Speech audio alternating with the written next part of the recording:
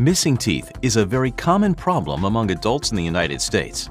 Dental implants are not only the longest-lasting type of tooth replacement, they're also very durable, effective, and lifelike. A dental implant is an artificial tooth root. It replaces the missing natural root, which is the portion of the tooth lying beneath your gum. A dental crown, dental bridge, or implant-supported denture is then affixed to the abutment of the dental implant to replace the upper visible portion of the tooth. The success rate for dental implants is very high, and it's rare for an implant to be rejected. Dental implants can give you back both an attractive smile and a healthy, comfortable bite.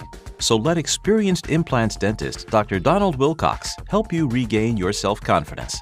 To find out if you're a candidate for dental implants, please call our experienced staff at Desert Smiles in Glendale.